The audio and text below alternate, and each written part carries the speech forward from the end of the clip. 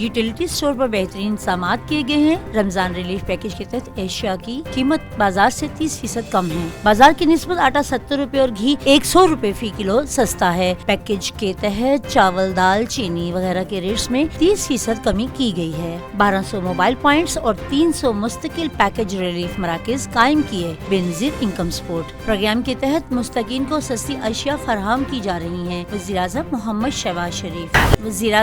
شہباز شریف کا رمضان relief package کی تقسیم کے جائزے کے لیے اسلام آباد میں مختلف یوٹیلیٹی اسٹورز کا اچانک دورہ۔ وزیراعظم نے مستحقین سے ملاقات کی اور ان سے پیکیج کے حصول سے متعلق درپیش مسائل کے بارے میں پوچھا۔ رمضان پیکیج کے حصول کے لیے آنے والوں کو کسی قسم کی مشکل کا سامنا نہ کرنا پڑے، وزیراعظم کا حکام کو ہدایت۔ انٹرنیشنل مانیٹری فنڈ کے ساتھ سٹینڈ بائی ارینجمنٹ کا 5 روزہ دوسرا جائزہ اجلاس کل سے اسلام آباد میں شروع ہوگا، جو 18 مارچ تک جاری رہے گا۔ پاکستان نے IMF کی جائزی کامیابی سے تکمیل کے لیے تمام اسٹرکچرل بینچ مارکس کے معیار اور اہداف کو پورا کر لیا ہے۔ عملے کے سطح پر معاہدہ ہونے اور IMF کی ایگزیکٹو بورڈ کی منظوری کے بعد 1 ارب 10 کروڑ کی قسط جاری کی جائے گی۔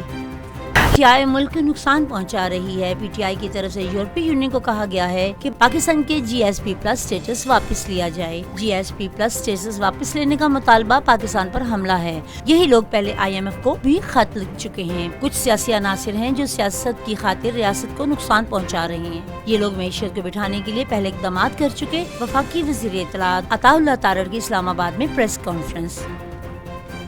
وفاق کے وزیر منصوبہ بندی احسن اقبال کی صدارت میں منصوبہ بندی کمیشن اصلاحات کے جائزہ اجلاس۔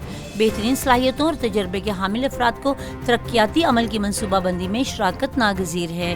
سرکاری اور نجی شعبہ، اکیڈمی اور انڈسٹری کی شراکت سے مختلف شعبوں سے ماہرین اور تجربہ کار افراد پر مشتمل اعلیٰ سطح پالیسی بورڈ تشکیل دیا جانا چاہیے۔ وفاقی وزیر منصوبہ بندی احسن اقبال۔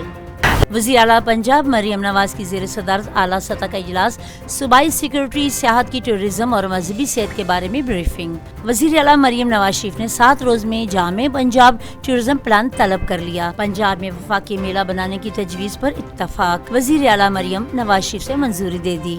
سکھ رہنما ہردیپ سنگھ نیجر کے قتل کے کیس میں بڑی پیش رفت۔ ہردیپ سنگھ نیجر کے قتل کی CCTV فوٹیج سامنے آ گئی۔ ویڈیو میں 2 نوجوانوں کو ہردیپ سنگھ نیجر کو گولیاں چلانے کے بعد فرار ہوتے دیکھا جا سکتا ہے۔ کینیڈین براڈ کاسٹ کارپوریشن نے ہردیپ سنگھ نیجر کے قتل کی CCTV فوٹیج ریلیز کر دی۔ خالصتان تحریک کے اہم رہنما ہردیپ سنگھ نیجر کو بھارتی خفیہ ایجنسی را نے کینیڈا میں 18 جون 2023 کو قتل کر دیا تھا۔